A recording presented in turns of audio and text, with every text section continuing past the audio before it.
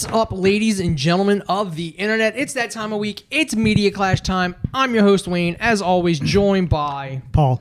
And we're going to talk to you about, well, the TVs, movies, video games, books, whatever we've been doing the past week that you're probably doing yourself. As always, we usually start with what we were playing, but really, all I've been playing this past week is Marvel Snap. It's literally a free-to-play game, card game. It's quick. I can't explain it. It's just a time time waste. It's no. You don't need to spend money unless you want to play like the full season pass like every month. But other than that, it's just a 10-card deck, 3 spots. Person with the highest numbers in each spot, 2 out of 3 wins. I've heard like a lot of people's playing this game. Yeah, it's not that deep, but I guess it kind of is that you just keep going into the next, because the games really don't last all that long. It's 6 rounds, but each round has a timer, and you're both picking and playing your cards at the same time. So then when you're both done, that round comes out, and then in the next round, then the next round. It can be a little grindy when you're trying to like go through the season pass, because you need to do certain amount of quests, dailies, and things like that. And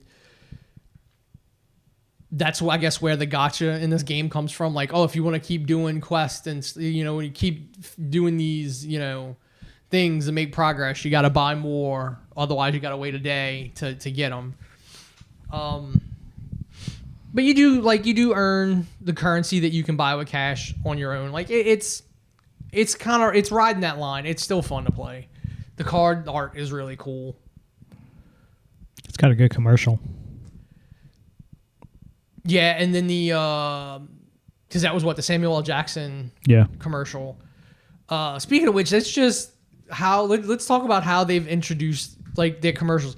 They introduced Riri Williams from the comic books, Ironheart, who's technically supposed to be debuting in Black Panther: Wakanda Forever, in a Target commercial. That is the first place, other than the trailers, that you've seen her for any length of time. I just thought it was hilarious that's what they did. But they say the Nick Fury commercial is pretty funny. Yeah.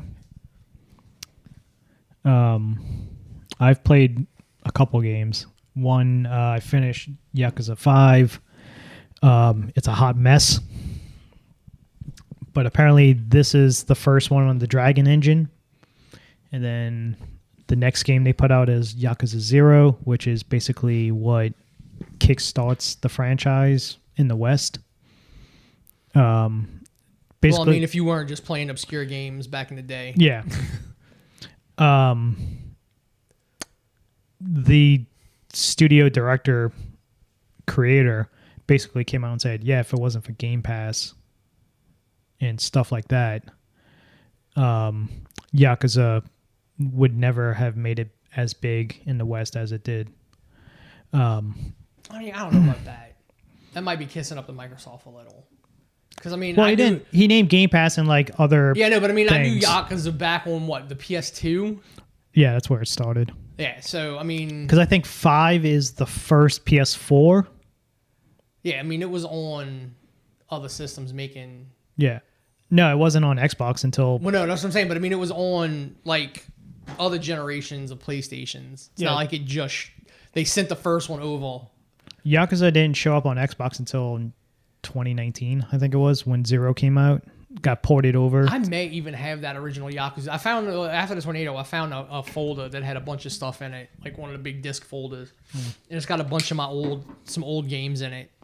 Well, Yakuza 5 is considered the worst out of all of them because of it's so long, and you play 5 different characters because they started in 3, I think it was 4, definitely in 4, where you play as 4 different characters.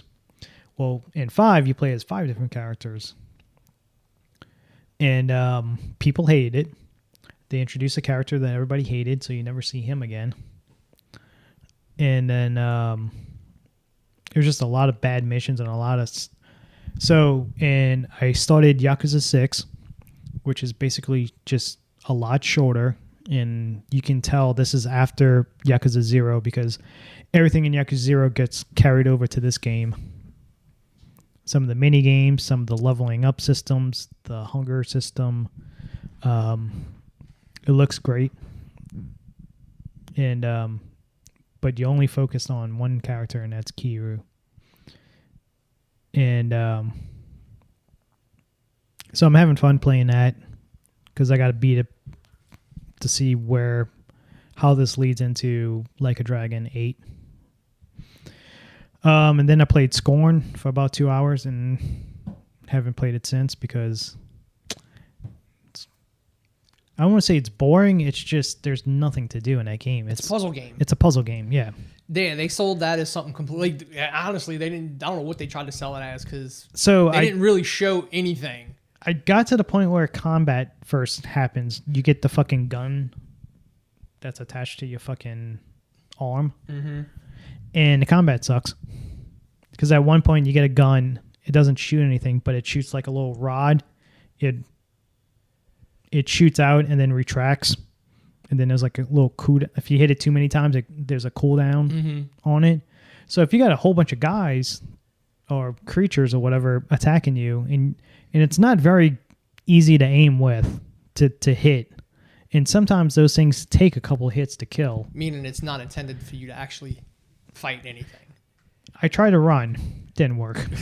They just follow you. So then it's just a horribly designed game. Yeah. They were like, look at all our fancy art direction. Don't worry about the gameplay. Yeah, so literally it's Geiger and fucking Cronenberg made a game together, and that's what Scorn is. And then lastly, the game I got to play Modern Warfare 2, the new Call of Duty campaign a week early. I think multiplayer and Spec Ops goes live tonight. But I played through the campaign. I do say the veteran part is they actually upped the difficulty on veteran because there was parts of like, man, this reminds me of old Call of Duty on veteran where it's just like it might take me a day just to get through one level because that's how hard it was, how spammy the fucking enemies were. And but it's a Call of Duty game. Looks amazing. Like this fucking game looks. There's a level where you go to Amsterdam, and you going over the canals and stuff like that, and you're walking around the streets, and it just looks fucking amazing. Especially on, I can only imagine what this looks like on like a high-end PC with a really good fucking monitor. But once again, it's a Call of Duty game. At one point, they were going to blow up New Orleans with a fucking nuke. I mean, we're on the list. Yeah. So the cartel and the fucking terrorists are helping each other to take down America. And there's one mission where one of the missiles that disappeared, you find it on a... You track it to an abandoned oil rig in the Gulf of Mexico. So I was kind of thinking, it's like, okay, are they going to do it? Is it going to be us, or is it going to be like Houston or Dallas, or I don't think you're going to bomb Mississippi or Alabama. No, it would be us to cut the river Miami. off. It would be us to cut the river off. Yeah, you bomb us, or to make a statement, you can buy Miami or fucking Orlando at the height of tourism. But yeah, sure enough, there's the fucking map and shows the trajectory coming straight at us, and you have to defuse the bomb. But there's a scene where you have to go into you find the missile, but they took the computer off of it, the guidance controls. So you got to get it back to deactivate the missile. So you go to this fucking ocean liner, not ocean liner, but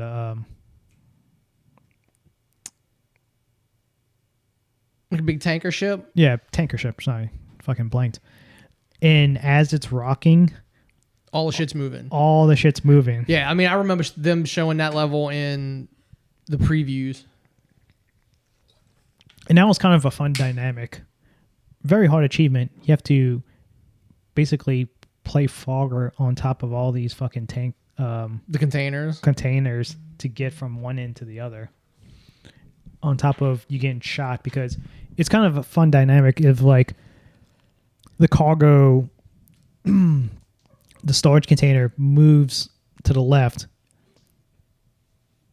and then when it moves to the right, like 3 guys pop up. But yet, if it starts moving to the left, there's a good chance they could get crushed, or you can get crushed, because there's all these fucking containers moving at different angles and different speeds and stuff like that. It was kind of fun. And then definitely leaves in on a cliffhanger to where you got to set up the sequel. Yeah, I played a little bit of Destiny, the Halloween stuff, before I went into the hospital. Completely forgot. And the Halloween stuff is usually pretty fun. They take places you've already been and just put like Halloween decorations, and you fight headless that are basically big enemies with pumpkins for heads that are blue, they glow blue. So I mean, it's pretty fun, but it's the same old thing. I haven't played through the story yet, really. I'm assuming one of the Fallen is going to be getting turned into a Guardian at some point before the next expansion, and become the actual Kells. You know, the thing that they've been talking about since the first Destiny. But yeah, that's all I've played. Have you still not watching Andor? No, not yet. This past week, so he gets picked up after he does the heist. He's got his money. He went to like some Space Miami is how Screen Crush put it. He went to Space Miami, and he gets arrested because the Empire's just cracking down on everybody since the robbery, and they've blown out of proportion the robbery. They're like 100 million credits was stolen. They burned the garrison down. Like, they making it just sound fanatical of what happened. And like, these dudes are running down the beach, and he's just walking to go to the store, and like this sand trooper, like the ones you saw on the beach in Rogue One, just starts hassling him, and like they fucking arrest him. I mean, that's the first time you see one of the K2 units that he'll eventually reprogram. But they send them to prison. They're not even paying attention to the charges that these people are getting, because when they swiped his little thing with his charges, he was charged with being force sensitive and like being, you know, a dissident and shit like that. So he gets sent to fucking prison for like 6 years, I think. But the prison is what's awesome. Like, we need to do this to real prisons to get people in control. They get on the shuttle to the prison, and they're like, take off your shoes. Okay, weird enough. They get out of the shuttle when they get to the prison. The prison is in the water, and there's whirlpools around it, so you literally can't escape. Because if you get out into the water, the whirlpool sucks you under, and you literally have to get up to the surface to get out. So they get out of the shuttle, and they're all standing there barefoot, and like, I guess one of the wardens or one of the level bosses comes out and goes, I bet you're thinking, why are we going to stand here in front of you with no weapons and outnumbered? When they walked in, they made sure to show that they were wearing these big stupid boots, and he hits a button, and the fucking floor electrifies and like drops everybody. It's literally the opposite of Face Off. Yeah. So... And Generation Tech said, like, even pointed out, that's like ingenious. Like, you can dodge a little stun stick or a cattle prod. You know, you can fight back. You can't dodge the floor you're standing on. And this whole prison is electrified like that. They go and they don't tell you what they're building, but they're like 7 levels, 7 rooms on each level, 7 teams in every room. and they're all building shit, and they all have to compete against one another. Like the best team in each room gets flavor on their food. The last team has to get shocked. So that's how they keep everybody in line. And Andy Serkis is like the room boss in this show. Like in the prison cell, the prison block that Andor is in. It's Andy Serkis is like the prisoner who's in charge of the room. How many more episodes they got left? This was episode 8, I think. 7 or 8. I think there's 12 episodes. One of the dudes that's in Rogue One with him is also in the prison with him. So clearly he's going to make an escape with that dude. And so they go in their living quarters. It's like little cubicles. They got all the water they can drink, all the food they can eat, but it has no flavor. Their bed, like it's all like they're pretty, whatever. But when lights out, the lights on the floor turn red, and Andy Serkis goes, "Do you sleep? Do you walk in your sleep?" And he's like, "What?" He goes, "You'll find out." And in one of the nights, the dude just has had enough and just steps out of his cubicle at night, and you just hear he fries him alive, and they just leave the dude there until they wake up in the morning. It's a pretty depressing prison. It's pretty ingenious, but it's pretty depressing that they basically it's I think that's worse than actual prison. Yeah, you can say that.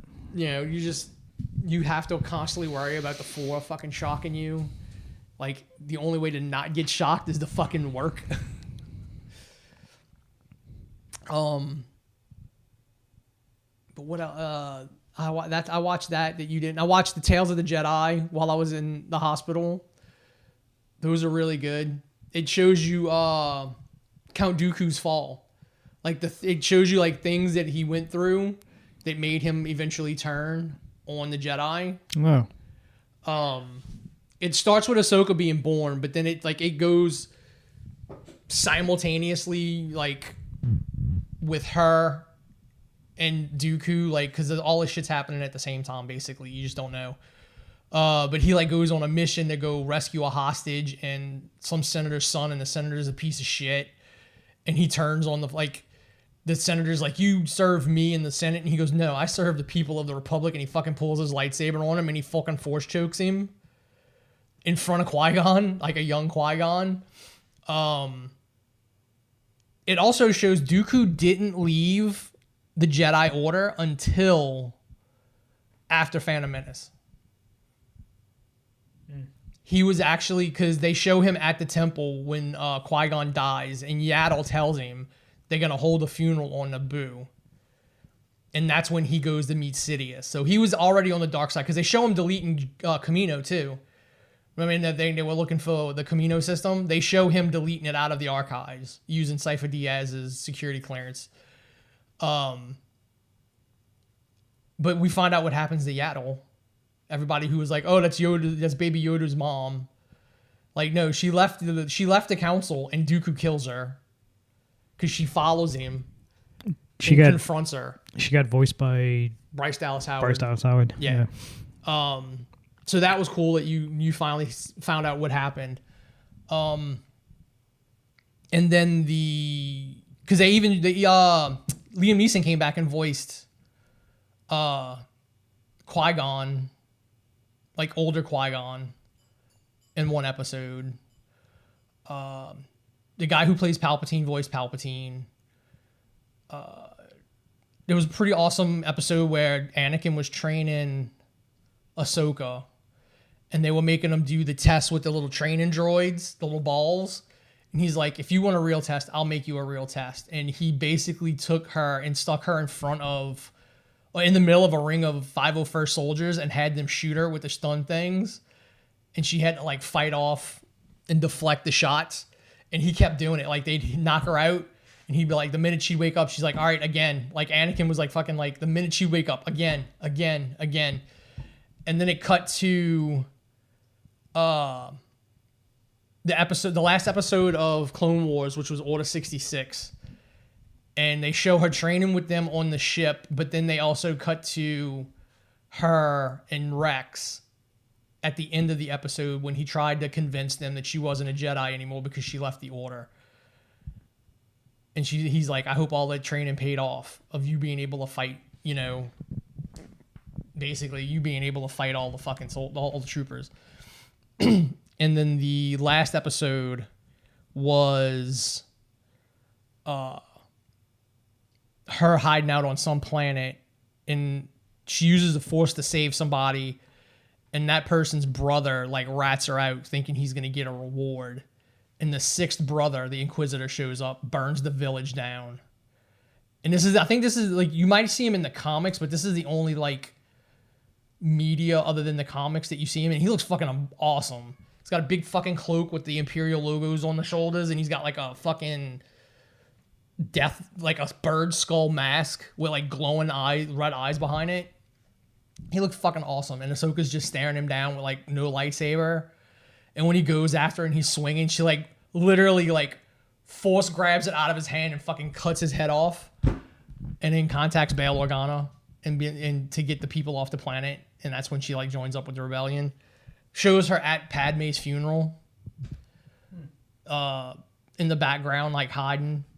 Like this, Dave Filoni makes great Star Wars stuff. This is on Disney Plus. Yeah, they're only like 16 to 19 minutes a piece. They're like really short. But he makes such great stuff. Like they should have gave him the sequel trilogy to make. And then because then I watched Andor after that because I completely forgot it was Thursday and Andor came out. Because I literally watched this shit at like 3 a.m. in the hospital bed.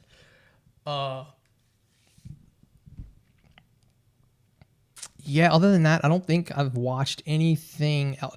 I started watching Unsolved Mysteries. The new set of shows came on Netflix.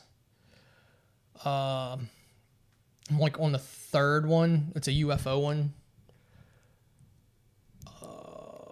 Seen a documentary coming out called Pepsi, Where's My Jet? No, but I know the story. Yeah. The Pepsi Point dude. Yeah, so they made a documentary about it. They released a trailer a couple days ago. Have I watched anything else?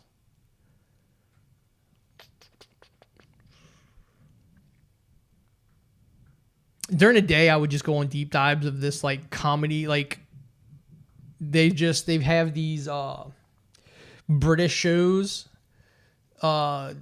One of them's hosted by Jimmy Carr, the comedian, and they have comedians on it. It's like the big fat quiz of everything, or like the big fat quiz of like whatever the year was. It's like all about the last year and stuff. I've been watching those because like when Richard Ayoade's on it, oh my god, the motherfucker's so funny. I don't know what it is. There's like some channel in Britain called Dave, and it just has these like fucking hilarious comedy shows on it. And they're like game shows almost, but it's like just comedian. They're basically there to fucking improv like stupid shit, not really play for anything. They do like a news one, like things that you should know or whatever, and it's like the past week in news in Britain and stuff like that. It's so fucking hilarious. I can't wait for this week's because the Prime Minister stepped down or resigned. Yep. So I can't wait to fucking hear the fucking bits on that. 45 days. Yep. And if really 35 because you got to take out the 10 days for mourning for the Queen because they weren't doing anything. Yeah. So she lasted a month. Yeah, it's like the shortest reign. Yeah. So yeah, it should be. It's really those shows are really fucking hilarious. Like especially if you like the IT crowd, fucking Richard Ayoade played Moss. Oh my god, the dude's so fucking hilarious. Like just straight deadpan humor. It's so fucking hilarious. He's so fucking hilarious. But yeah, I think that's pretty much everything that I've watched that you haven't watched. I want to say there's like, so I watched VHS 99 came out on Shudder, and I want to say it's like 5 segments. There's no in between overall plot that that goes on like most of the VHS movies in between segments. But unfortunately, this one was pretty bad because there was like none of the segments was any good. A lot of them was just boring. And like there's one segment, it's basically shot in like CKY style about this band of teenagers that does crazy stunts, kind of like CKY at the time. And well, they're going to go do a show at this underground club that caught on fire, and this band ended up dying in the fire, and that we're going to go play on that stage. I think 30 years to the day. No, it wasn't that long. It was probably like 10 years to the day or something like that. And yeah, of course they go down there. They got the one guy who believes in ghosts and stuff like that, and they always pick on him. Like throughout the whole segment, they're constantly fucking with this dude. I'm like, why are you friends with these people? I get you're the drummer and stuff, but why are you friends with them? All they do is fuck with you and make fun of you and do stupid shit. So it turns out like the band members basically come back to life and murder all of them. We really do need to make a fucking... Dude, I think we could make a better... Some of the segments that we've seen in VHS, I know we could make better. Oh, especially this one. Like, you watch this one, like, there's another segment where this girl is basically wants to pledge at this one sorority, and she's not going to pledge at anywhere else. And it's basically called sorority suicide or pledge suicide or something like that, because you're not pledging yourself to any other house. Mm-hmm. So if you get turned down, yeah, you're done. Yeah, you're done, and you're gonna get shunned and make fun of because that bullshit. So of course, she doesn't want to hear it from her friend. She's like, they're gonna take me because I'm great. And of course, they get her drunk. They make fun of her, and they're gonna pull this prank on her because one of the sorority sisters' dad owns a funeral cemetery, basically. Mm-hmm.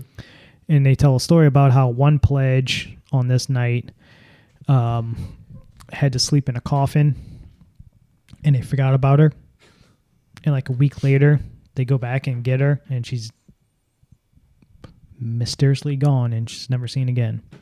So they reenact that. They put her into a freshly dug grave. They put her in a coffin, and they pretend like they're throwing dirt on top of it to make it look like she's getting buried.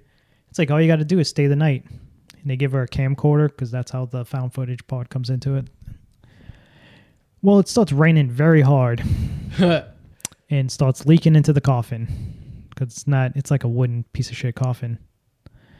And she starts freaking out and stuff like that. And the sorority girls leave. And then it turns out like this fucking zombie creature starts tapping on the fucking coffin. She starts freaking out, and then there's like a fucking porthole glass. I was like, so what, you want to see the fucking dead person as they're being lowered in? You can see inside the coffin. Yeah, but she should then have been able to see out to know that she wasn't really buried. They covered it up with dirt. And so fucking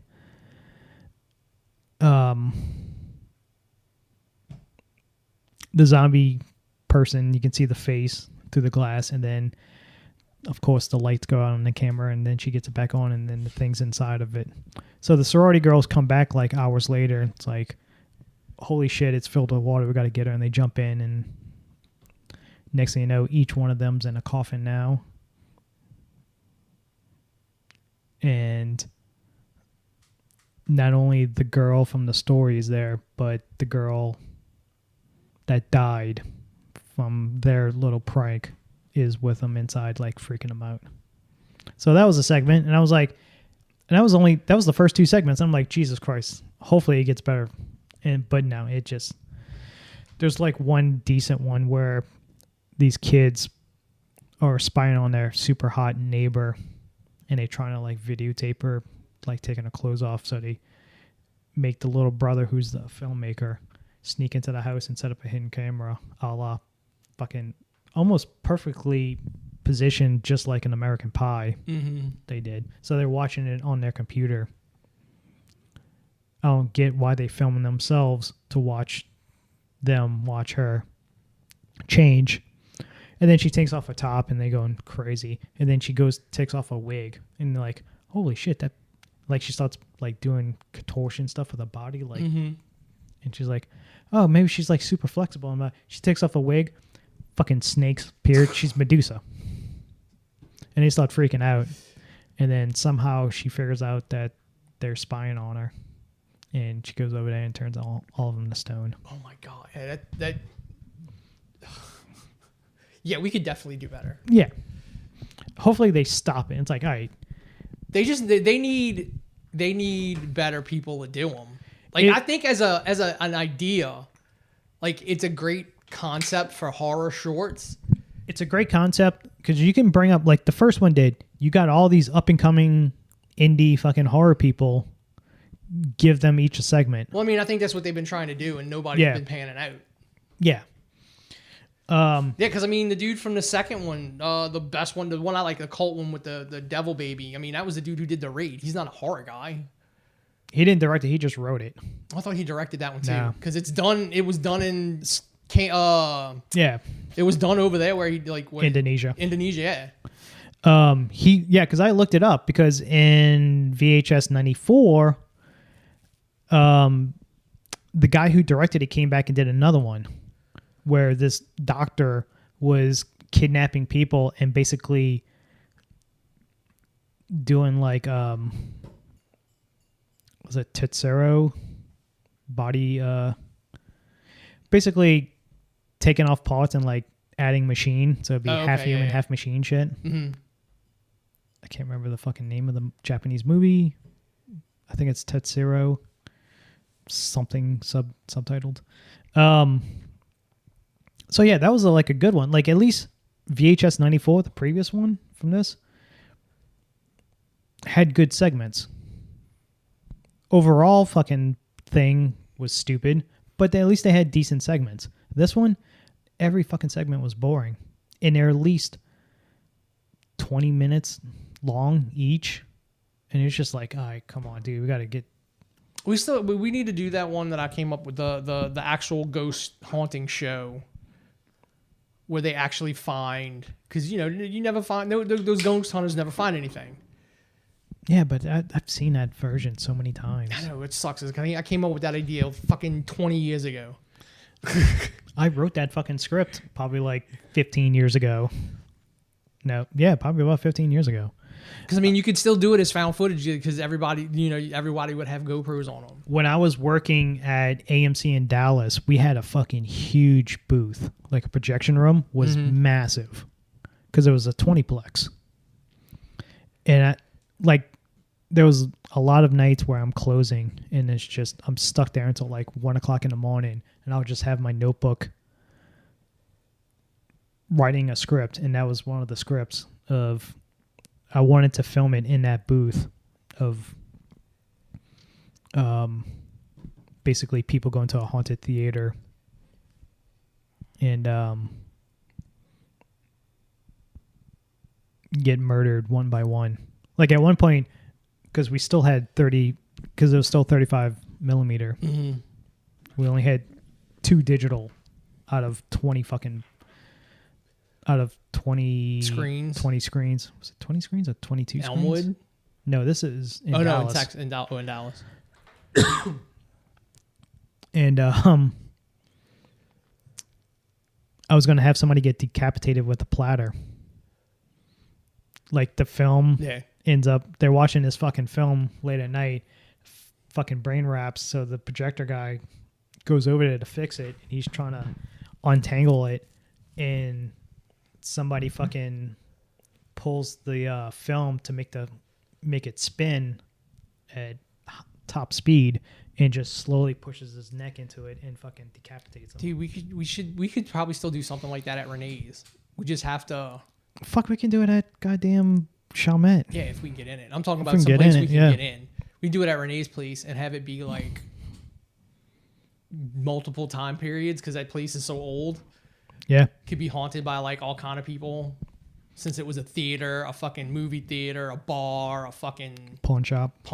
Yeah, it could be all kind of people fucking haunting that place. Yeah. I wrote a fucking Star Wars spoof to take place at Chalmette. Like the fall of the Empire, to get back their money, they open up a chain of fucking movie theaters.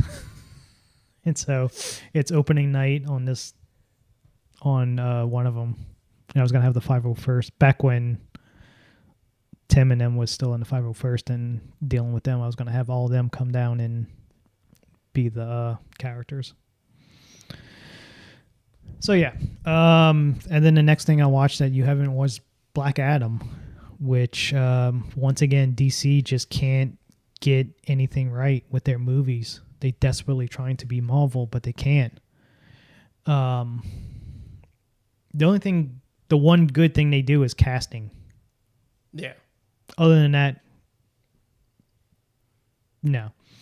So Black Adam is very forgettable.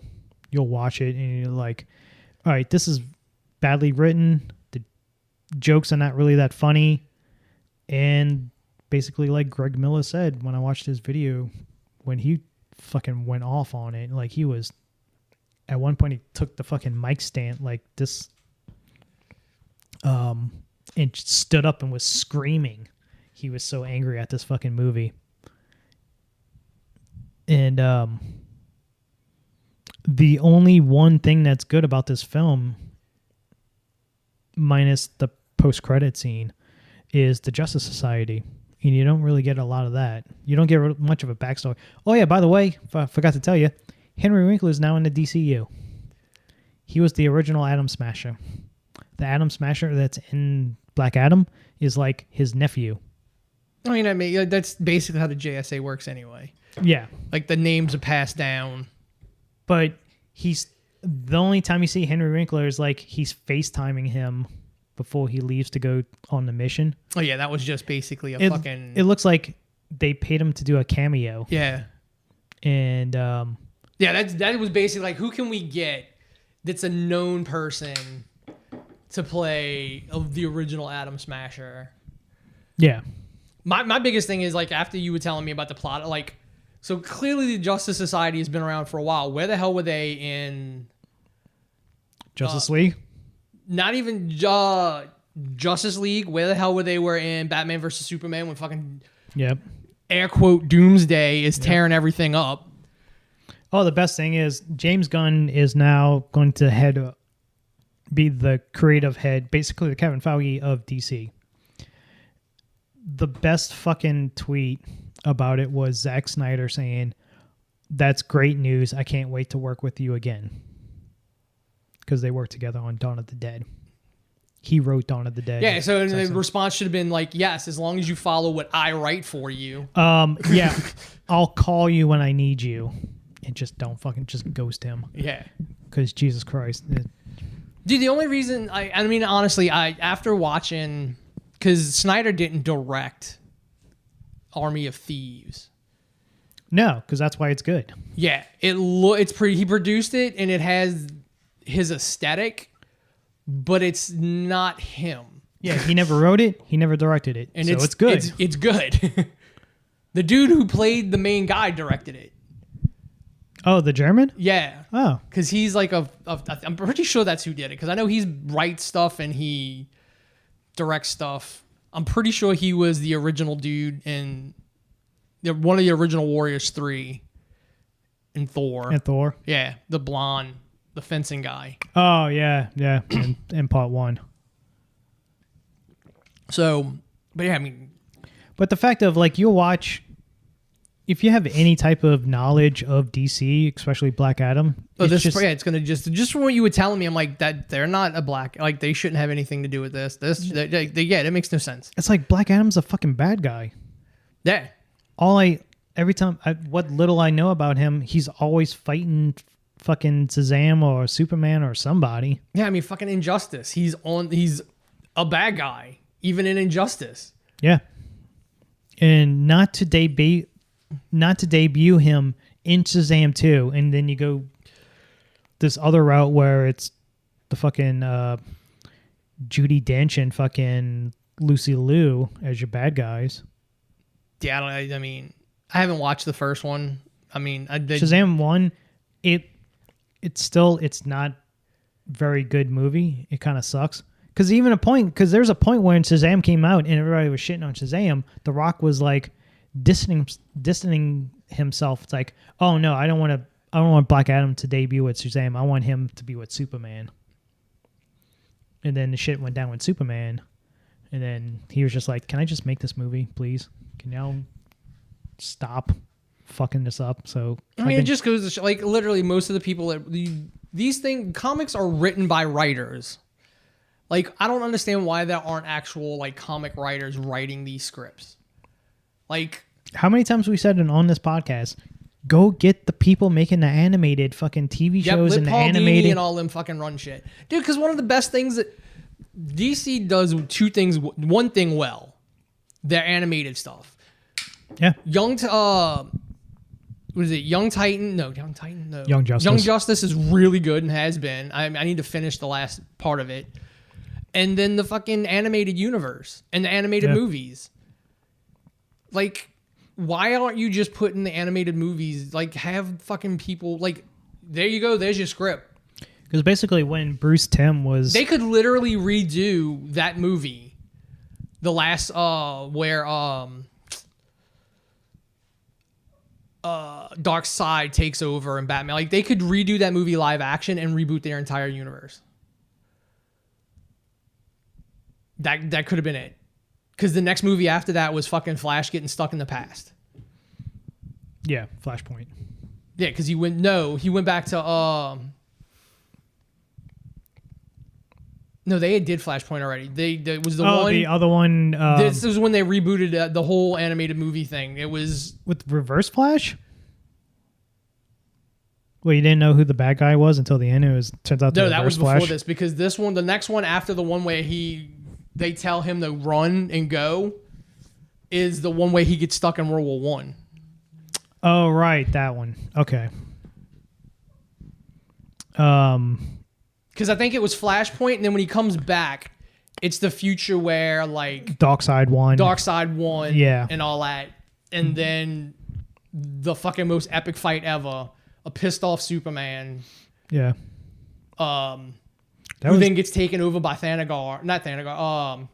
Raven's dad. I can't remember. Thanagar is the fucking planet the Hawk people are from. The Hawk people are from when you try and say they're aliens. Whatever. He joins up with Trigon. That's what it was. Yeah. Raven's dad's Trigon. It is like this fucking epic beatdown of like Darkseid fucking fighting a Superman possessed by Trigon, and then that's when Lois comes on and she's like, I'm not gonna survive this. Just remember I love you, and like the fucking nuke goes off or whatever. Cause they were getting overrun and they fucking blew up the portal. And he fucking flips out to the point that Trigon is like pushed out of him, and he starts beating the shit out of Darkseid. Like, the Superman that does not have a Lois is the one you fear. Like, at that point, he was like, I'm a fucking god. I'm going to beat the living shit out of another god. And he's beating the living shit out of him, and then fucking Trigon shows up, and he's like, do you want to fight me for the privilege of killing him, or do you want to go? And that's when Superman goes with the rest of them, and fucking Trigon and fucking Darkseid are just beating the hell out of each other, and fucking Cyborg boom tubes them to wherever the fuck they went. That was a really good movie. I remember I paid to rent that one on Amazon. And that's at the end, the last of the heroes that are alive. They're like, I can't remember, was it fucking Constantine or somebody tells fucking Barry, like, you can fix this. And they tell him to run, and then he just fucking takes off. And then that's when the next movie is he shows up in World War One and he fucking Wonder Woman. Like, it's more in line with like the comic books as they were. Like Wonder Woman's around during World War One. Is it Suicide World War Squad? II? I don't know. I can't remember. It was one of the. Yeah, he went back and got stuck back in time, and it was the Justice Society, I think, at that point, because that's how it should be. The Justice Society is around before the Justice League. I want to say, I don't know if it was a Suicide Squad movie where like these people are getting murdered and you don't know who's doing it, and then later come to find out it's because whoever possesses this one item lives forever or gets a wish or along those lines, and it turns out that it's the Reverse Flash. Is that the one that had the hole in the head? Yeah. He's been shot and it hasn't, he's moving so fast that hasn't killed him yet. He's in that like that moment between life and death. And because he shows up, I think, a couple of times in that state. He shows up like that, I think, in Flashpoint. When Cooney goes back and he comes back and it's actually Flashpoint, like Batman, and the Joker's his mom, like Bruce's mom. Yes. He shows up in that one. He shows up in a couple of those movies as like the Reverse Flash with the hole in the head.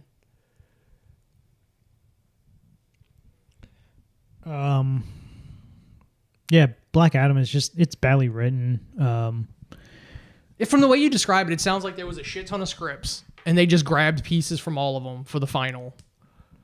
And they were like, oh, we need a goofy sidekick. And, you know, because some executives like, oh, we need a kid sidekick and yada, yada, yada. Oh, speaking of DC pieces of shit, I was watching Gotham Knights gameplay. Mm-hmm. Jesus Christ, that game looks horrible. Other than it plays at 30 frames per second on consoles. I really don't care about that. Once again, it's buggy. Two, it's just generic looking fucking combat. You can't switch through the people. No, you pick a person, and then you have to play. And then if you switch over, you gotta. It starts a whole nother night. Apparently, the story's boring. It just looked like it doesn't look like a Batman game. You can tell this isn't the main Rocksteady. No, it's not Rocksteady because they're doing a Suicide Squad game. Which this is the people who did Batman Origins, the Arkham Origins game. I can't even say that because at least was that's good. Who it is. That's who it is. It's the people who did the Arkham Origins game. I don't know what the fuck they did because that was actually decent compared to this. I watched the beginning gameplay of like somebody playing as Red Hood. Fucking loot generated. You got to pick up loot to upgrade like certain costumes does different abilities. And when you defeat somebody, you get XP, which you put towards your fucking costume. Mm-hmm. And then it's just not like it's basically you go to a section, it's like Diablo style of like, oh, these guys are fucking 10s. Yeah, but at least it's different. It changes the way you look, unlike Avengers, because it sounds like they play the same, where you would get loot that went on your suit, but it wouldn't change the way you looked. So I watched somebody doing the customizations, and you've got like one of 15 suits you can make, but then you can go change like different parts of the suits. So, I mean, that to me, I don't care about the 30 frames a second. I mean, unless you're playing on something. And then again, a lot of these times I'm like, is it buggy because they're playing on a PC, or, you know, what are they actually playing on? Because I know the dude that I was watching, he was playing on PC. I'm like, no shit, it's going to look buggy. Like, the people I was watching was playing on console, and from what I've seen, it just looks like the most generic. I mean, they're all generic. I mean, fucking, if you go back and look at Arkham, like, yeah, the story was there, but I mean, it was just literally, Arkham was Batman can't be beat. Like, it's the same repetitive gameplay, the same repetitive enemies. It was new, so people were into it, which is why I never played. Like, I own all three, but I've never played Gotham Knight. Like, eventually, I'm gonna buy Gotham Knights when Black Friday comes around and goes on fucking. I mean, Gotham Knights going on sale. So I mean, like, oh no, I think you would have access to it on PlayStation. Like, I think it's free actually for us. No surprise. Under PlayStation, underneath you Plus. Like when fucking Battlefield 2023. 2049. Is that it? Yeah, the newest one. Yeah, 2049. Oh yeah, I played that too because I bought it for $10 on Amazon, the disc copy, and it's all right. I mean, it's a Battlefield game. It plays better. I like that multiplayer style more than Call of Duty because you go into these giant epic fucking maps where it's I think 32 on 32. But the problem is if you die. And you're way the fuck on the outside of the map. You got to run. Yeah, that's why I loved Mag when it was out. Yeah, because I mean, you didn't even if it was like capture the point control or whatever. The maps were so big, you're not running like you're picking a spot and going to that. Like there's so many people on your team. Like you can literally split up and like, all right, this group is going to C and we'll take and defend C. This group's going over to B. This group's going over to A. Because there was so many people on the teams, you actually, like, you didn't need to communicate. Like, it was an inherent strategy. Like, it was, I think it's like A, B, C, D, and E. I think it's 5 locations on a map. And if you go spawn on one of your squad members who's taken over a spot, and once you spawn in and they already took over that spot, well, now, the next closest one is like 500 fucking feet away. Mm-hmm. I got to go run across the map to go get it. Because that's happened to me a couple times. But it's still fun. Like I like I said, I like Battlefield more multiplayer than I do Call of Duty. But I think that's it for what I've seen that you haven't seen. All right, so let's get into what we have both watched. Do House of Dragons first. Yeah, we can do House of Dragons first because it was the season finale. Great. Dude, the first season's been awesome. I mean, even though I haven't watched them, like just following the recaps. It reminds me so much of those early days of watching Game of Thrones. Yeah, where it was just about character and fucking scheming and yeah. You know, because even the big battles that have happened on this show, the stuff happening in the islands, it's not a focal point. No. And what's great is the king dies, and then this episode takes place like 3 days later. Like they didn't. Yeah, there was no. Rhaenyra and all them and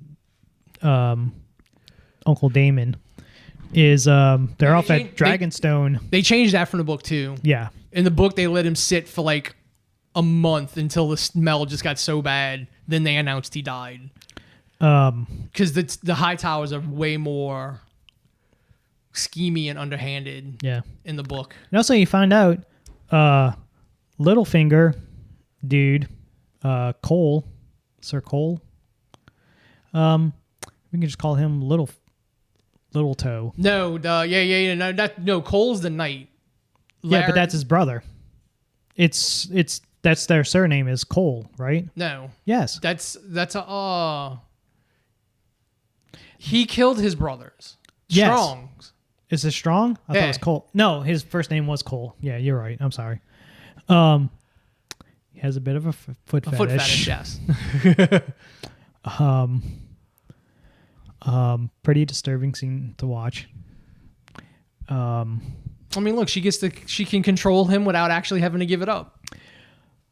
It's so like, goddamn, she's so fucking repressed, like sexually repressed. Yeah. Like that's why her and Rhaenyra basically like just I hate you because you get to do all this stuff. You get to be free. Yeah. I literally, since I was a fucking teenager, can't enjoy life. Yeah, I mean that was the whole point of the bit when Daemon took Rhaenyra to like Flea Bottom. Yeah. Like, look at all the shit you can do that she can't do, that the queen wouldn't be able to do. Well, not until like what's her face shows up. Well, no, what I'm saying is like if when you're queen, you're not going to be able to do any of this, basically. Yeah, and but yeah, this last episode, like the goddamn the birth scene, the stillborn. Mm-hmm. Jesus Christ, they don't fucking cut away. They let that fucking. And then they show the baby, with the umbilical cord wrapped around its neck and all stuff. The baby was because I think they would describe the baby supposedly had a tail. In the books, it had a tail. It was supposed to look like Daenerys's kid that died. Yeah, it was supposed to look like a dragon. Yeah, half dragon, half. But also, that book is told like through fucking rumors and first like people that supposedly was there. So they could have embellished on that. And the whole fact of like Damon is so disconnected, it looked like, from any emotion he has for like his wife or significant other. Because he did the same thing with his first wife with the sea snake's daughter, which I can't remember her name because there's fucking so many names in this fucking show. I don't know. I mean, I think he loved her. Like they showed him like. I'm pretty sure what you're supposed to get is because there's too many time jumps. He literally loved. What was Larissa, like something with an L, and then she died, and he was like, "Well, fuck." Yeah, but now, fucking when their kid died during birth, like he doesn't like console her or nothing, like during the funeral pyre and stuff, like nothing. But then you get that great scene by the because literally now it's pick a side. Either you're going to be the green or you're going to be black. Yep.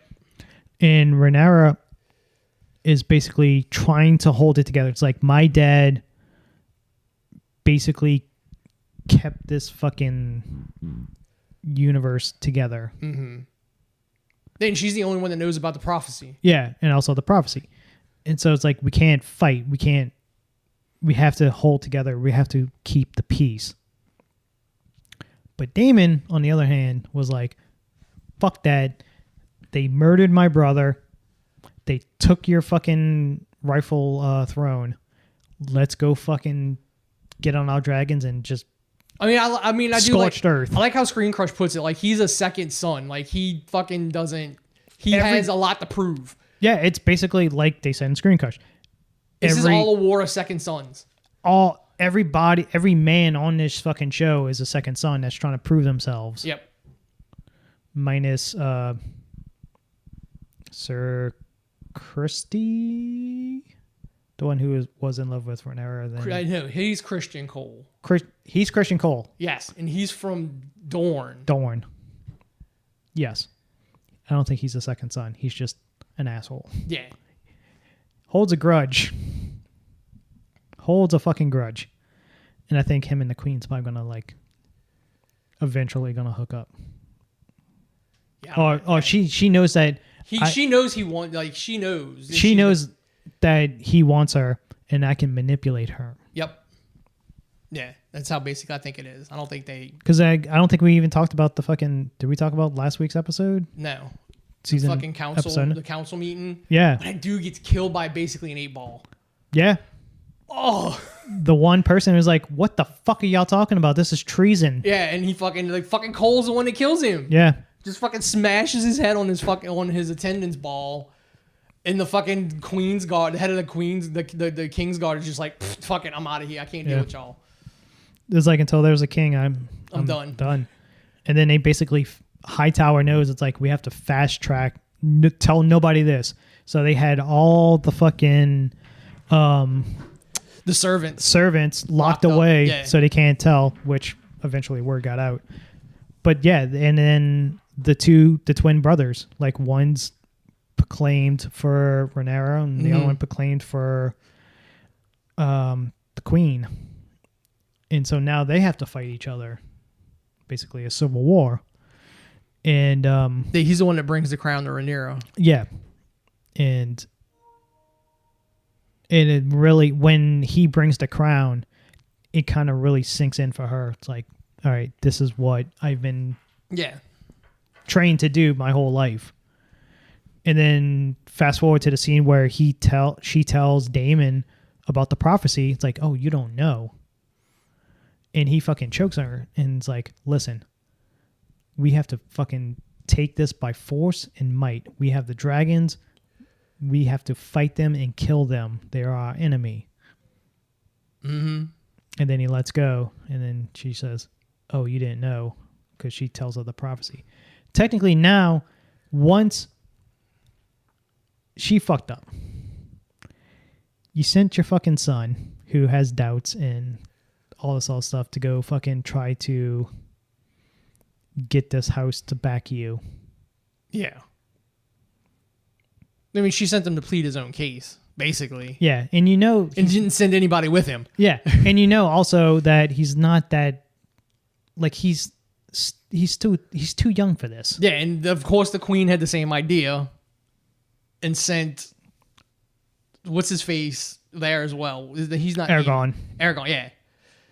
And so Aragorn there with his fucking eye, sapphire eye, basically is like, motherfucker, you still owe me an eye. Don't think I forgot. Give me your eye. And again, all these kids were like friends, and then their parents poisoned their parents poisoned them. Like I told you before we started this fucking season could have been, this whole fucking series could have never happened if it wasn't for like 3 or 4 little bitty fucking tiny things that just snowballed. Mm-hmm. I mean, it's a nice allegory for real life, like small shit snowballs. Yeah. And leads to fucking massive fucking confrontation. And so the... Because again, clearly in this, he had no intention of killing him, but it happens. Hey, sometimes you can't control dragons like you think. Well, I mean, and that comes back down to what fucking the king told Rhaenyra in the beginning. Yeah. Like, we don't control them. And I kind of like Screen Crush's theory that as long as they are... Targaryens are fighting each other. Well, no, as long as they're fulfilling their end of the prophecy, the dragons are... The magic's there and the dragons are submissive. But once they started fighting each other just for power, the magic started to fade, which is why the dragons start getting smaller and dying and not surviving. Yeah, so technically the prophecy dies with her. Yeah, because it's never like... How is it brought up in... Is it brought up at all in... It's only like whispers. Like when they go to the north, and I think the guy who's fucking his daughters... Yeah, he knows. But I'm talking about... He knows. But nobody else in like Westeros or fucking King's Landing... Yeah, because I don't think Varys didn't know, didn't say anything about it. No, nobody knows. Except for like the Three-Eyed Raven or anybody that had... Yeah, so there was no Targaryens that knew about it. Unless Rhaegar knew about it. And that's why he didn't say a single thing. No. Jon Snow's that one. Oh. The one that they kill. Not the Maester at the wall. No, not the Maester at the wall. The brother that died in the tower. The son that died at the tower. Yeah, I have no idea. So unless he knew the prophecy, and that's why he picked Larissa and had Jon. If that dumb bitch wouldn't have like, what you think? After like 20-something years, you finally say, my son can be the king and nobody else is here that can hear it? Sure, okay, I'll take that. And also you're half dead and high on fucking seed of the poppy. Yeah. Well, I mean, it doesn't help that they both end up naming one of their kids the same name. Because Aegon wasn't born yet to Rhaenyra. No. Just the Queen's Aegon. And technically the prophecy is for Jon Snow, who's technically Aegon, whatever. The something, yeah. Yeah. Fucking 20-something because every other... Well, I mean, it depends on how Martin actually ends up finishing the fucking book. Supposedly 75% done. That book better be like this. Like, that better be like a 4-inch thick book. Like I will fucking read the hell out of it. Lord of the Rings style. Dude, he's like... I love... Like... The only thing I have a problem with, like, I hate Dany in the books and the TV show. Who? Daenerys. Oh, she is just like her shit in the books isn't that fucking interesting. Like I skipped over all her shit in the books because everything else is way more interesting. And there's so many, like, he leaves open at so many people that could take that fucking throne in the books that the fucking TV show just threw away because they weren't going to do it. The fucking, the Baratheon bastard. Yeah. Like, he just disappears in the show. No, he comes back. Sir. The blacksmith. Yeah, he hung out with, He comes back. He fucks fucking Arya. Yeah, no, but he's not in. Yeah, he gets in a fucking boat because the Onion Knight basically tells him, like, get the fuck out of here. Yeah, because he figures out he disappears for like a season. Yeah, because I mean that, like, the books make him out to be somebody that could be. He's the heir to the fucking House Baratheon, yes, at least, or he should be king. Yeah, that's why the Lannisters tried to, like, hunt them all down and kill them. Yeah, and they just didn't even. And Stark, I think Ned Stark is the one who helped smuggle them out of King's Landing, and that's how he met. Yes, that's how he met Arya. Yeah. Because he was going through the thing like hair, blood, you know. Mm-hmm. And that's when he figures out that the fucking blacksmith is a fucking Baratheon and he helps him escape. And that's how he meets Arya and they hang out. And they travel around together. Like, they don't just, he just does it like, yeah, they didn't do anything with him. And then the TV, like, I remember just not liking the original fucking Game of Thrones show because they just fucking, his reverse sneezing. They just did away with the fucking dogs. Oh, the dire wolves. Like, they're just as important to the Starks as the dragons are to the fucking Targaryens. And the only one we ever saw regularly was fucking Ghost. Mm. And then they showed Nymeria once that last season. It's a lot of money. But, yeah, because they didn't do Stoneheart, so Nymeria was supposed to show up at that point too. Back to House of Dragons, just that end scene when Daemon comes in to tell her that your son died, which in the book supposedly the only way they found out is because, like, half of his head and his torso fucking washed up on shore, and that's how they found out that he was dead. I mean, they could still say that's how they found him. Yeah. And then he gets notified and goes and tells her. Yeah, and Matt Smith, once again, makes up the scene himself, kind of improvises on the spot. Dude, because he's a great actor. Like, yeah. Morbius aside. And even in that, he's hamming the fuck up. Oh, that Terminator movie. That one I have not seen. That's Genesis. Oh, no, that's not Genesis. Khaleesi fucking... That was the one that was supposed to be the reboot. Yeah. He was friends with fucking Calories. Yeah. So, who turned out to be the fucking Terminator that betrayed them. Yeah. But yeah, he was like, he came up with the scenes like, no, I should be the one to tell her, you don't hear anything, you just play the score, mm-hmm. and you just see me walk up to her, standing in front of the fireplace, and I whisper in her ear, and then she bends over in pain, and then she just turns and looks at the camera like it's fucking on. Well, yeah, I mean, it goes like you were saying, like, he wanted to fight, and it's like she needed something to fucking... It makes sense. She needed something to push her... Yes. In that direction. He's like, I'm like... He basically going, I told you so. Yep. And it's a total accident. Yeah, because he didn't want... his uncle didn't want to kill him. Yeah. The fucking dragons just... If it wasn't for the dragon disobeying... the kid and going after the fucking bigger dragon mm-hmm. when it wasn't supposed to, and pissed off that dragon's like, oh, you fucking want to go? It's like you trying to fight your bigger brother. Yeah, and he's like, ha ha ha, funny. And you throw that, land a good punch. You and he's like, wait. You throw that fucking punch and you land and you're like, yeah, oh shit.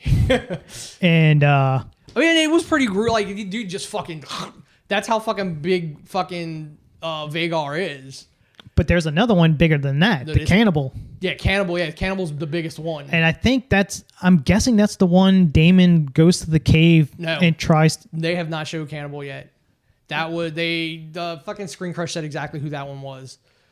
But that's not cannibal. That's somebody else. Okay. I thought it was possibly the big, like, we need the fucking nukes, because he basically tells her. Yeah, he lists all the dragons. There's he says there's 3 wild dragons. And it's such Cannibal's one of them, and then there's 2 others. There's such a great fucking scene at the beginning of the episode when they possibility of going to war and trying to figure out who's on our side. Yeah. Obviously, we can't have the West because that's Lannister country. Lannister country. But we have this, and this on the east, and we can cut off King's Landing from the sea. Yeah. Because they should have won this easily. Rhaenyra's aunt comes around and it's like, listen, magically the fucking, I don't know when her husband magically appeared at Dragonstone. Unless she went and picked him up on the dragon. I guess. Because he doesn't have a dragon himself. Because he's not a Targaryen. No, only people with Targaryen blood can ride the dragons. Well, his daughter has her mom's a Targaryen. Oh yeah, that's true. Yeah, you're right. It's just funny. It's like, what happened to my brother? Oh, okay. Well, second sons, I guess you can say. I mean, it's basically like he overstepped. He overstepped and he was a habitual line stepper. Yeah, he overstepped on his line, and fucking Damon fucking cut his head in twain, like Charlie Murphy said.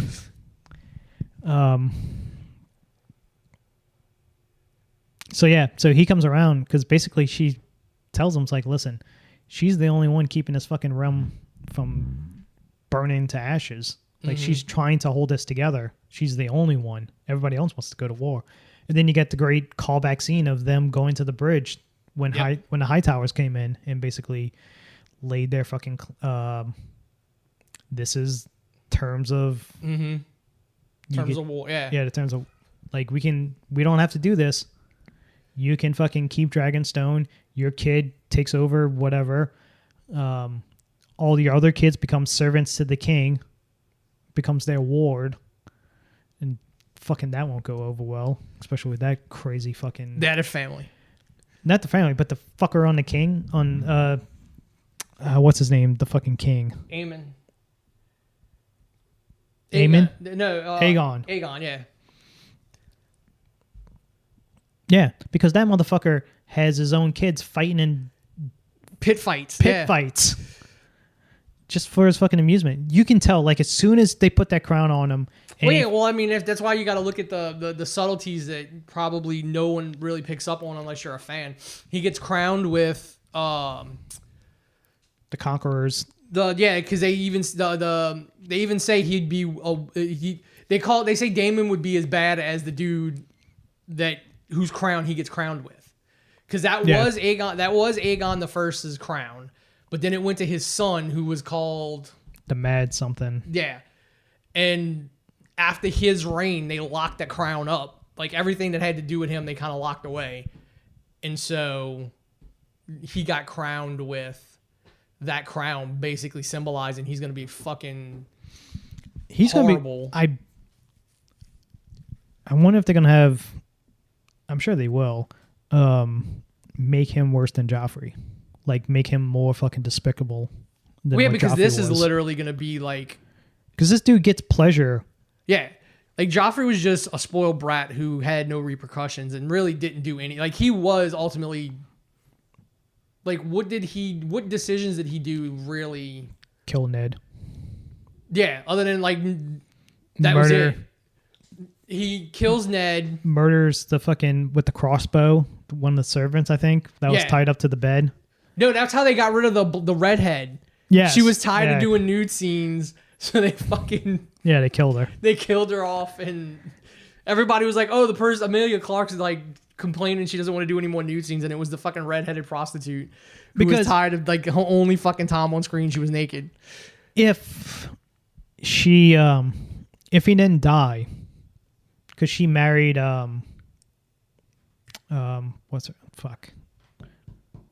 what house was she from? The one who ended up marrying her brother afterwards. Tillian? Tully. No. Wait, who are you talking about? After Stalk, he ends up marrying at his wedding when he dies. He was marrying that chick, but he ends up dying. So now she has to marry. She wasn't the brother. even. I don't think she was. She was nothing. No, she was the fucking granddaughter of the badass chick that ends up killing. Oh him. no! Oh, whom Joffrey marries. Yeah, Joffrey. Yeah. Okay, yeah. If Joffrey didn't die and they was together, she could have fucking manipulated him. Oh yeah, manipulated the hell out of him. So fucking like the scene of them going back to like him running around the fucking the Targaryen's crypt of just like, oh, this is so and so who died this way and blah blah blah, and oh, this is Rhaenyra. She died by her own brother getting eaten by a dragon. Something like that. So, and you can tell it's like she knows how to play the game. She knows how to manipulate. Oh yeah, what's her face? Yeah, because it was her grandmother that fucking killed Joffrey. Yes. Yeah, I mean that was all the good parts of of Game of Thrones, and that's like the better parts of the fucking book. Is all the fucking manipulative. Yeah, that's why this fucking House of Dragons is so great, and also the original people are not involved in House of Dragons. Yes, it's a whole different fucking group of people. Because fucking when they blew through the books by like season 3, season 4, yeah, it was downhill after that. They were just making shit up. And fucking like you said, like the last time we were talking about, they were putting fan theories. Oh yeah, on TV. If it wasn't like the Jon Snow fucking theory, I don't think it's not yet because that. Unless, I mean, I don't know if he told them that was where it was going, but I mean, it was pretty much implied in the books that Jon was the baby. Yeah. And it's also... Well, no, because you knew he took a baby. Yeah. From, like, he came back from that war with a baby and he told what's-her-face, oh, I cheated on you and this is my bastard. But it was heavily implied that it was his sister's baby with Rhaegar. Yeah, and I don't think Martin's that type of person to give in to fans. Yeah, I mean it's what I'm saying. It's like heavily implied in the books already that was what the case was. Yeah. So I mean, and them doing that is fine. And now he can't do it because they did it on the show. Why would I do it in the book? I mean, he could do it a different. Like he could still do it, but I mean, it would just he might have to tweak some stuff, or like maybe it does play out that way, but other shit happens that. I really hope he doesn't hook up with Dany in the fucking... Because the last book that was published, he's dead. Oh, he died in the attack? He's like, he has not come back. Like, he is dead in the book. Well, you got to live up to your fucking Targaryen heritage by fucking your sister. Yeah, Yeah, aunt? Sister. Yeah, aunt. Yes, aunt. So yeah, you gotta live up to fucking tradition. Fucking one of your family members. Who's doing the sequel series? Who's in charge of that? The Jon Snow. I have no idea. I don't know if they're still doing it. Yeah, that one they're still doing. I haven't heard a single thing since they announced it. I'm kind of interested in that one just because I want to see. But again, I want to read the books before, because I'm assuming they're making all that shit up unless he's giving them stuff to do. Well, it's also House of Dragons starts filming season 2 the beginning of next year. Mm-hmm. Yeah, so it's probably gonna be fucking like almost a year. Another between. year. Yeah. Hey, it's a really good show. I'll probably eventually end up sitting and watching them, but watching Screen Crunches recaps and their fucking theory videos. Oh, it's probably one of the best shows of the year. Yeah. It's way like to me, it's way better than fucking Game of Thrones. Like clearly the way Game of Thrones the last few seasons were. Like I forgot who I asked. I don't know if it was you or Justin. Of like, maybe Teresa. It was I don't know what's better TV show this series. Was it Better Call Saul or fucking House of Dragons? It was me, and I said, yeah, it was you. Yeah, okay. I think we're kind of more attached to Saul. Yeah. Than we are this at this point, because Saul was really good, but we all knew where that was going too. That was one of those where you know where it's going, you just need to know how they get there. Yeah. seeing the journey. Yeah. This is all like literally like I haven't read. This is a book I haven't read, so I have no idea of any of this. You have 2 great characters premiered this year. You got Lalo and fucking Damon. Yeah. I think that would be cool too if Matt Smith got like an Emmy nod or some shit for this. Also, Matt Smith, I don't know if we said this, doesn't age. No. Only person. They kind of look a little. They look like they did put some kind of makeup on him. The final episode. Yeah. But yeah, he looks exactly the same the whole time. But Targaryens all known to live pretty long. And at this point, they're not. I mean, there is other blood in the fucking. Like, they did marry into other houses. In between fucking Aegon the Conqueror, and fucking both of his sisters. Yeah, like there was blood between those. But seeing, because that's why there's a Baratheon in there somewhere. Yes, that's how. Technically, after the Targaryens left, the Baratheons now have claim to the throne. Yeah, because they had Targaryen blood. Yeah. But you can see now the fucking beginnings of the madness of the bloodline starting to take effect. Like Daenerys, like his kids are just the fucking worst. I mean, again, that's all fucking. It's also upbringing. It's all pushed on him because he didn't want to be king. Yeah. He's like, I won't be a challenge, and she's like, she slaps him like, you're just being alive as a challenge. Also, when they're going to the ceremony, and he asks her, "Do you love me?" and she just looks at him and calls him an imbecile. Yeah, because he's just basically like wants fucking attention. Like, he was never good enough. Yeah. Like he told his brother. It's like another point, this whole fucking thing. The brother, the second son, wants to be king. He's more qualified. Mm-hmm. The first son basically tells him, all you got to do is just let me go. I'll fucking jump on a ship and get the fuck out of here, and you never see me again. Yeah. But he doesn't do it. That's also another thing Screen Crush brought up was what's his face's dragon is now technically unclaimed because they think he's dead. But the dragon would know he's still alive? Probably. Who he thinks is dead? We all think that the guy who Rhaenyra was married to. Oh, right. And he had a dragon. Okay. It was Sea Smoke, I think. Yeah. And like Screen Crush, like him and that dragon could show up again because it's something they changed from the books. Like him and that dragon could just show up at some point. Yeah. And basically you could still end up killing him off. It's just he goes out in a fight instead of the way he would have done in the book.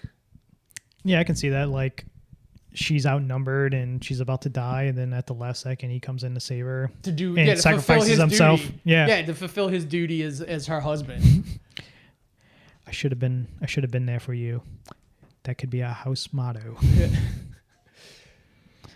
But yeah, House of Dragons, great, fucking great first season. Hopefully they keep it up. Next thing that we both watched. What do we want to talk about now? We go into Clerks 3. Yeah, Clerks 3. We can quick go run through Clerks 3. I loved it. I thought it was great. I love Kevin Smith. It reminds me, like rewatching Clerks 1, but like Dante 20-something years later. Randall's making Clerks.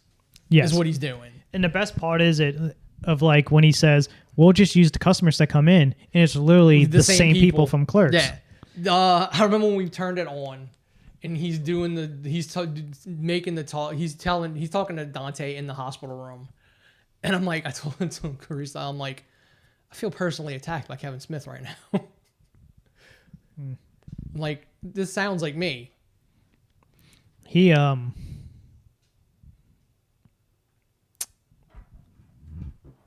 you can definitely tell this is like from his own experience of like having a heart attack and stuff like that.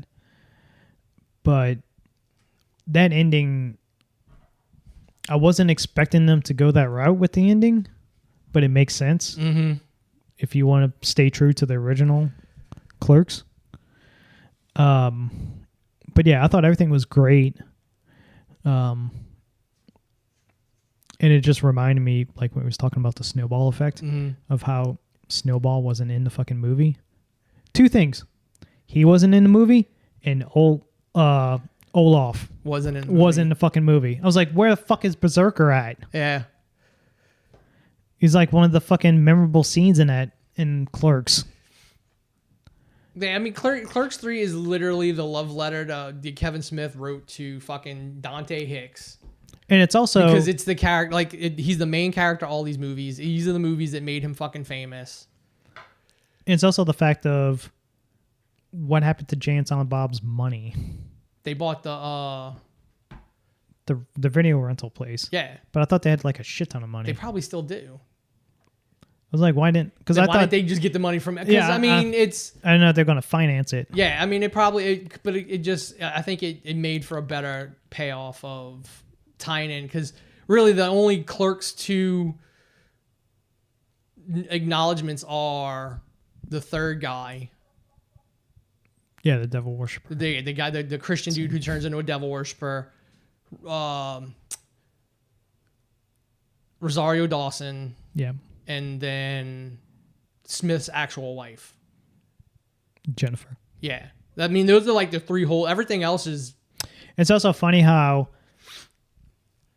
like, Dante hasn't moved on. It's been since, 2006, I think it was, when his wife died, when Rosario Dawson died with their unborn child. Well, I think that's the point of the fucking conversation at the fucking... The graveyard. The graveyard. Yeah. And then either way, he dies and he's still... But when 37 shows up and... Yeah. She breaks him off a piece. Yeah. In the fucking... I guess just... It's like he had to do it just to get her in the movie. But the best... Like... Probably the worst scene in that whole fucking thing was the funeral, and when fucking Randall said... I think it stays true that the one thing you always say is like, I wasn't supposed to be here today. Yeah. I was like, oh, Jesus, Kevin. I mean, that's a fucking... It touches. Yeah. You're not even supposed to be here today. I mean, that was... Again, like, fucking Kevin Smith can make a movie. Like, it's sad that he hasn't made... The best... Like movies and stuff. Like, he's done really good fucking shit. Like, he literally had fucking Supergirl and Mon-El in this fucking movie. Yeah, the fucking He-Man was in this movie. Well, no, he's Mon-El. He was Mon-El on Supergirl. Well, he's fucking He-Man. I know him as He-Man. Yeah, but I mean, he's actually married to... He got Boston Jim. He's all... Yeah. You know how hard it is to get Boston Jim these days? Yeah, no, he said once I think it was once he wasn't with Jennifer Garner anymore. Yep. They were able to be friends again. Yep.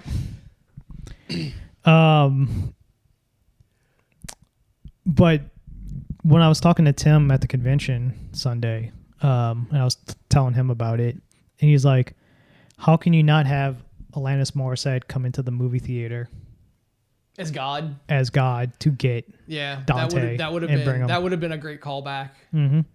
Because there's a callback to all the other movies. Jay and Silent Reboot, there's a callback because Jay's daughter, technically Kevin Smith's daughter in real life, and she's wearing the fucking the uniform from Yoga Hosers. Oh, is she? Yeah. Oh, and I think her and the guy who's not Balco is dating in real life. I want to say. I think so. That's why that little head nod. Well, yeah, they flirting with each other at the fucking funeral. Yeah. Yeah, because they don't even explain who she is or why she's at the funeral. Yeah, it's just like, I give my daughter a paycheck, get her some more fucking up her resume. I mean, if you're gonna make look, all his movies are all just full of people that he knows. Mm-hmm. I mean, fuck, she was in Quentin Tarantino movie. Mm-hmm. I mean, where? I think her band played like one of the songs in Clerks. Probably. There wasn't. No Lily Depp. No, she wasn't in it.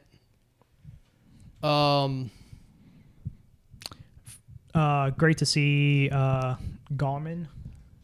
Yeah, like everybody that was applying was like either the crew that they were playing hockey with on the roof is the people that run his comic shop. Yes. Comic book men. Yeah. And the people auditioning was like people that's been in other movies that he's done. What's his face in? Who? I'm Rich Bitch. He's in Zack and Mary Make a Porno. Oh, is he? Mm-hmm. That's another call. That's another callback because anytime he said he was making a movie, they're like, oh, a pornographic movie. And also, when Jay and Silent Bob first found out that they were going to do it, he was like, "This will be like the second time we've been on a movie set." Yeah, because they're acknowledging Jay and Silent Bob Strike Back, and also Scream. Oh yeah, they were on there. So technically, they're in the Scream universe, and the View Askew universe is the same thing. And Chasing Amy. They were in Chasing Amy. Well, yeah, Jay and Silent Bob's been in all their movies. Yeah, all of his movies. The only movie that they haven't been, movie they haven't been in that Kevin Smith makes is Cop Out. Yeah, but that wasn't a View Askew. Yeah, but I mean, it still would have been hilarious to have them in it. I think it's Daryl Rollins. Yeah. I want to say he was in Zack and Mary Make a Porno. I think. He's hilarious. They brought him out when we went and saw Chappelle and Rogan. He did. I listened to his podcast he did it with Mark Maron or Bill Burr. I can't remember which podcast he was on, but he was great, dude. He was talking about Chappelle's show and stuff like that, but also he was stationed in Korea, and he knew his Korean, like pretty fluent. He always freaks out the Korean grocery convenience store people. Like straight up Korean. Yeah. Like he hears them talk Korean and then he fucking answers back at them. You got to use it or you're going to lose it. Mm-hmm. I mean, it was a really, really good movie. As somebody who went to like a air quote film school, I mean, just basically wrangling your friends to make shit. Yeah.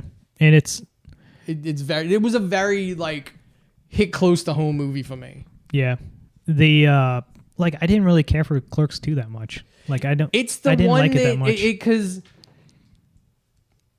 it was like, this is Dante in his this, and this is Dante here. And then it was so long in between because he was like trying to do Dante in like different stages of his life. And this one was so long after the second, like after it's just... The worst news I heard coming out of this is fucking possibly redoing fucking Dogma.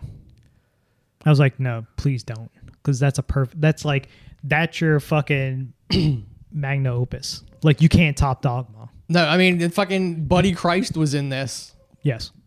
You can't even come close to Dogma. No, because you can't, like, it was just so weird, like, having Matt Damon and Ben Affleck playing your villains. Yeah. George Carlin playing, like, you're not going to... Considering two of you people are dead. Carlin's dead. Reitman's dead. Rickman's dead. So you're not going to get somebody else to put... There's no comedian or no actor out there that could redo Carlin like that, play that character that way. Like, that made that priest perfect. Because it was just a big fucking middle finger to... Plus the chick, Fiona... Not Fiona. What's her fucking name? She fucking hated, like, her and Kevin Smith doesn't get along. But also Linda Florentino, I think is her name. Mm-hmm. But apparently she has a bad attitude, like everybody she works with. Yeah. So, but yeah, Clerks 3, definitely check it out. Yeah, I mean, it's like, I don't think I had to buy it for $15, and I don't regret it.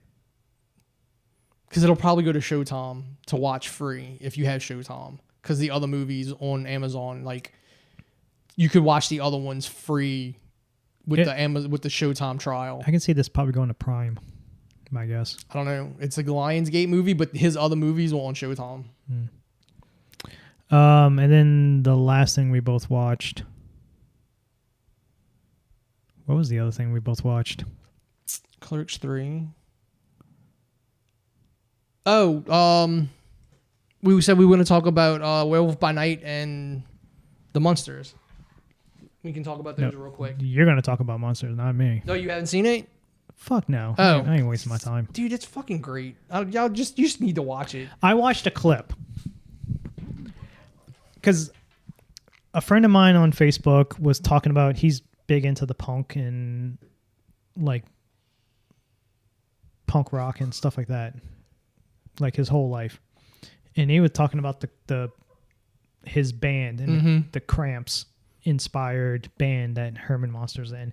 And I always see that fucking scene of him jamming out. But I mean, that's something from the original show. Yeah. So I'm like, I gotta look this up. What the fuck is he singing? And then I find the clip and it's just him telling the worst fucking jokes. It's like a whole bunch of puns. Yeah. Because before that, the doctor that made him brought him on the late night television thinking he was supposed to be like, because he went and got all the best body parts and the fucking assistant fucked up and got like a comedian's brain and not, it's an abnormal brain. Well, no, not an abnormal. It was just like they make sure they show you like some popular comedian dies. It's a joke from Young Frankenstein. Oh yeah, abnormal. But they made sure they showed you like this comedian died, and the fucking assistant goes get the brain of like this scientist, this genius, and he gets the brain of the comedian, which is why Herman's the way he is. And they show him on late night television cracking jokes, and that's when Lily falls for him watching him on television. And then she goes and meets him while he's playing in the band. Again, this is just like a fucking origin story for the fucking TV show. All right, you can just put it on in black and white. Set your TV to black and white and watch it. All right, here's your 5 minutes to proclaim this while I go to the bathroom. Okay. The Monsters is great. You should go watch it. That is... The Monsters is great. You should go watch it. It is clearly an origin story for the TV show. But whatever, man. The Monsters is great. Just watch it. It's funny. It's an origin to the TV show. Just watch it in black and white. Like I told Simpson, you have this thing in your brain where if the internet and the majority people hate something, you love it.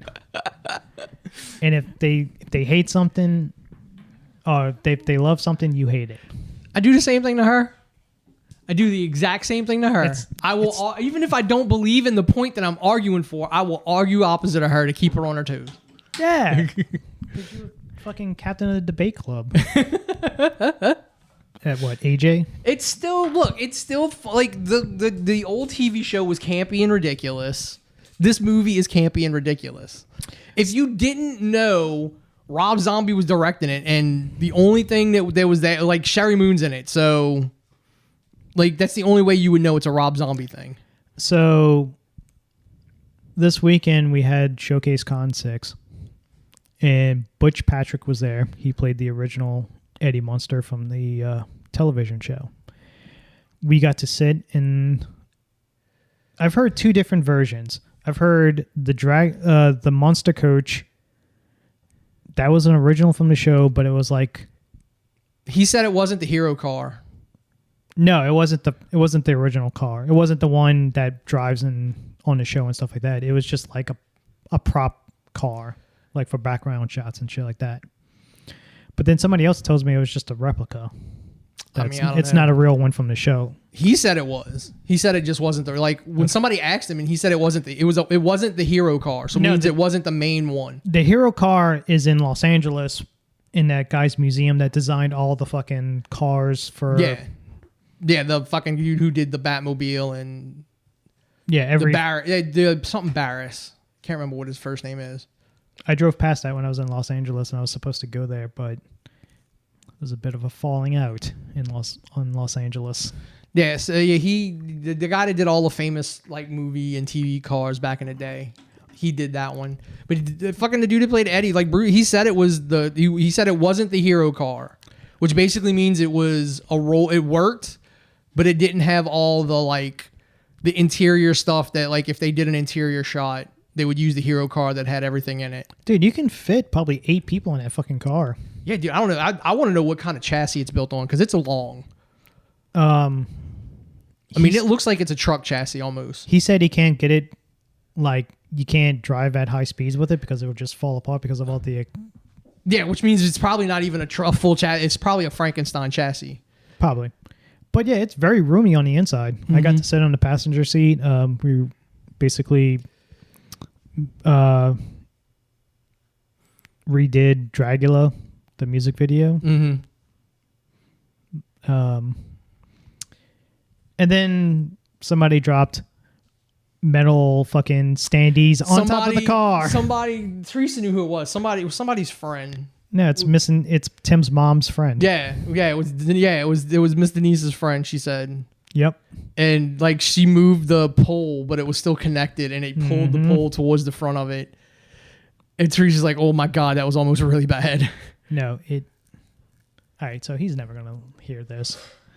Apparently I put a chip in the paint, like the size of your thumb. I didn't see anything when I looked at it. Like the size of your thumbnail? That's what Tim said. He's seen it. Oh, I didn't see anything when I looked. Because we were talking about it at dinner after Sunday night and got to hear great stories from Tom Cook. But yeah, it's just... As soon as I opened the door and took one step out, I heard all this stuff behind me, and I thought I did it. And I immediately just started looking around and I seen like she was trying to grab it, not realizing 3 other fucking poles fucking collapsed. She pulled something and they all fell. And I remember... I think she was trying to move closer and she hit one and it just pulled them down. And I remember looking up to see his fucking face when he realized what happened. And he immediately went over there and I'm like... Oh, great. This dude. Like, he already didn't seem too fucking happy being there. I mean, I just don't get, like, then don't do conventions. Like, but, I mean, especially for the price and, like, the way he was wanting to get, like, don't do conventions, bro. Like, the person he was with, that was his sister. And so... There's a whole backstory with him. I don't know. Just to me, it seems like if you're gonna be that, like, because when I told her about the way he was wanting to get paid, she's like, "He's trying to do hide it from taxes." Mm-hmm. There's a whole nother part to that. not the payment thing, but like just the. I don't know. You just a headache. Need to book some different people and do some advertising better. Unfortunately, the agent that we booked these people through, we need that person to get these people. Like, you're not going to get Jim Shooter. You're not going to get all these. Yeah, because even if you just reach out to them, they're going to tell you to talk to their management. I got to hang out with Raymond, guy who drew for Toxic Avenger. I got to hang out with him at Tim's shop for like an hour, just bullshitting with him. Dude's fucking great. Next time I go to New York, me and him's gonna go hang out, and he's gonna show me around. Yeah, I mean, I wish we would have. I wish I would have not been, in this stupid leg cage, because I had the table and I had brought Serpentico out. Yeah, and I wish I didn't have fucking a truck fucking half dead. Because all the way dead. She even when we went to eat at Whatchamadinky, like right Mindorf's, and she was asking me like what we would get out of bringing Serpentico in, and I'm like, from what he told me, it's like the $1,200 for the 2 days, and then we get everything at the table. So, but I don't know. I'm hoping this will be off in a month and a half. It was still they'll put me in a walking. This better because I should be back to work by March, hopefully. Because I'm still gonna have like another 3 months after this. Like, it was a good convention. We had a decent turnout on Sunday, but from what I've heard, Saturday wasn't too good. But because I asked Travis. I said, "How was yesterday?" He goes, "Today's been great." Mm-hmm. So apparently Saturday you had like 4 homecoming football games and dances and stuff like that going on. No, dances going on that night. Yeah, I think that, but you know what though? I think better advertising, like also there was like people at a home fucking football game don't strike me as the people that would come out.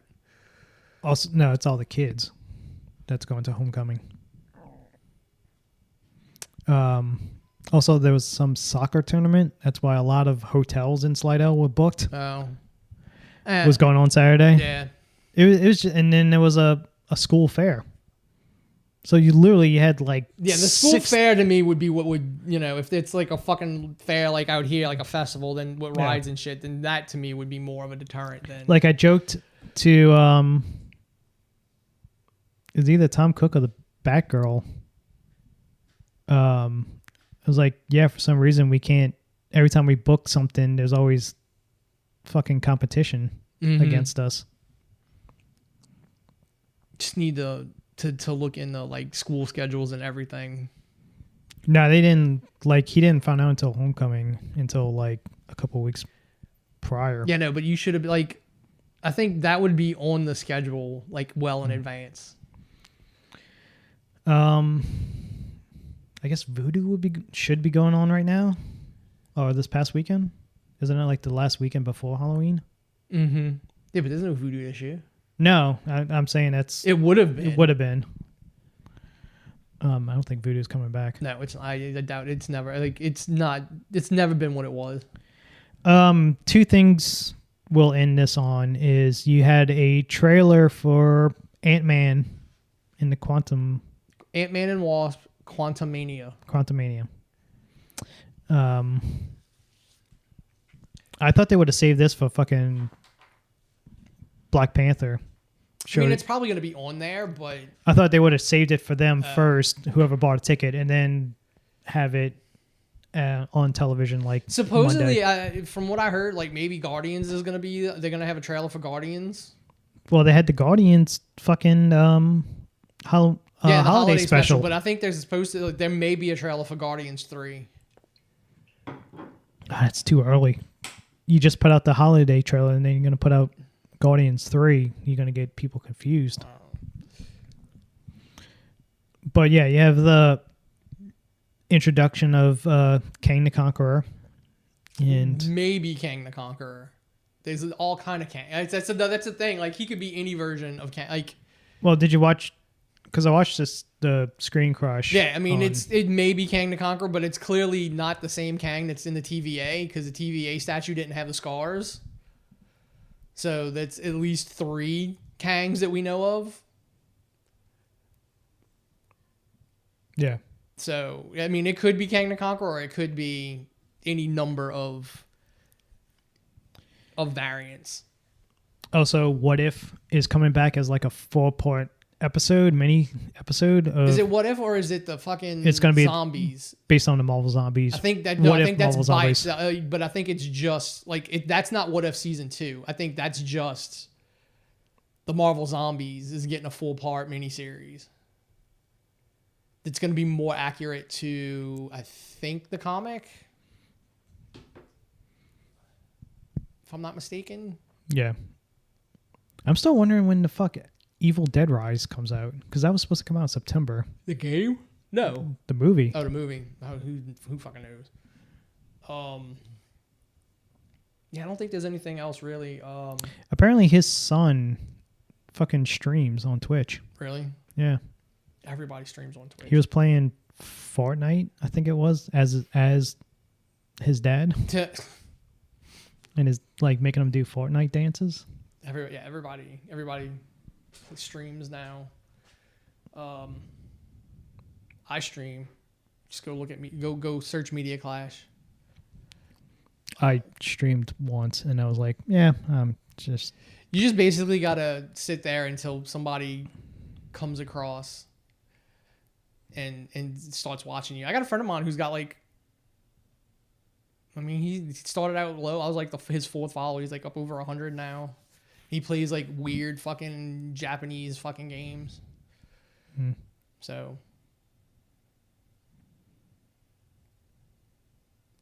Right. I got to figure out when's the best time to do it. Like, cause. And I don't play anything big. That's the other problem. See, I thought about doing it because I don't have a mic. I don't have a camera or nothing like that.